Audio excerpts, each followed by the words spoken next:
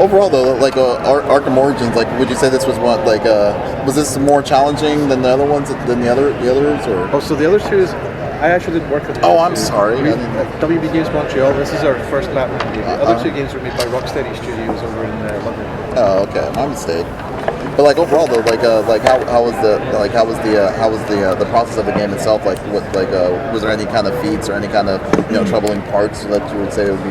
It's a very general question, sir. It is. But I mean, I guess the real challenge for us has always been to live up to that legacy of those other games, right? So we are very aware of how loved those games are, how respected they are, and so we have to challenge ourselves not to come up with just a whole bunch of ideas that are kind of okay and throw them in, or tell a story that's, well, there's a story, right? But to tell a story that should be like, oh man, this is an important one, right? Like, you need to see this. So the main, I guess the main jump off point for that for me was, I used to collect comics when I was a teenager. I started off when I was like 14 again, buying American comic books when I was growing up in Scotland. And I used to wash dishes for the money to go and do it.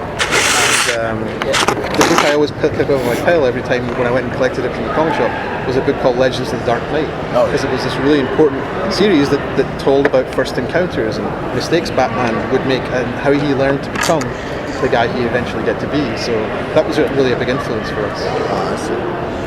With Origins, after Arkham City, there was room to go pretty much anywhere in that universe, including in the beginning. So what was it about telling what happened before the events of Arkham Asylum that stood out to you guys that you said, we have to tell the year 2 story? Right. So some of the answer to that question is in the game, and you'll understand when you play it. Some of it's in the answer I just gave. But I think that most important part of it is about that transformative effect we can do there. Like our Batman at the start of our game is not the same as the Batman you played in the other games. He's younger, he's cockier, he's raw, he doesn't know what it's going to take to be the Batman. Kind of more naive in the sense. You could call him naive. You could also call him a little cocky, a little overconfident maybe. And I think that the events in our story are going to challenge him in a way that nothing he's faced this far has. And the approach he's been using up to now probably isn't going to work against the opposition, because I don't want to give too much away, but things have to change. So we also get to have a very renewed world in the game. So we start with a world where James Gordon is hunting the Batman. He's a captain in a GCPD. A GCPD that doesn't respect him and doesn't like him because he's a straight cop, and this is a corrupt department that takes bribes.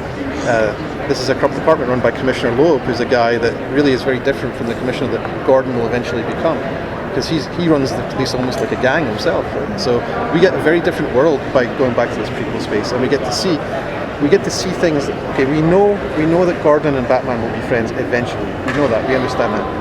We're not redefining the Batman IP, but what we are is we're showing a world that's different, and then we're getting you to play pivotal events that start to change it to be the familiar one.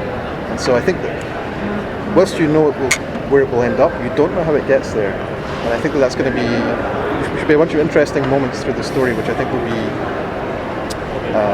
revelatory for players, because I don't think we're going with the safe, obvious choices we go with. Is it unfortunate yet for continuation, or are they just taking it one game at a time? Oh, we talk about everything, I think is a phrase that Jeff Johns used when we were doing a panel at Comic-Con. So we have lots of ideas, but we're only ever working on one project at a time, one kind of task at a time. So that we can't really... So when you're saying that there will be future games in the No, I'm not saying that at all. I'm saying we talk about... I mean, you know what determines whether there are? Success. That's what determines it. So who knows, right? Denial. I just want to say first, you're doing great work with the game. Oh, thanks. I can't wait for it. But with the ability to make a prequel instead of, after what happened after Arkham City, we know Batman's Rogue Gallery has a lot of unique faces into it. With this being a prequel, did you guys have any pick of the villains you would pick? I mean, I know you revamped Copperhead instead of the guy with the snake thing on his head into kind of like a Cirque du Soleil kind of, assassin for that. So what made you guys pick the story and the villains for this game? I know it's like 8 assassins are after Batman, so we've got like Deadshot and Deathstroke, Right. who haven't had their debut yet. But what made you guys pick that storyline, and what made you guys personally pick the characters from the Rogue Gallery into this game? Which question do you want answered first? That's a lot of question. Let's go with what made you guys pick the villains the Rogue Gallery that you picked in this game. So we have a lot of characters in our game. It's true. I mean, you mentioned some of the assassins. We have characters like the Penguin. We have Anarchy. We have a whole bunch of characters in there beyond just the assassins too. But I think the process was along the lines of what story do we want to tell, right?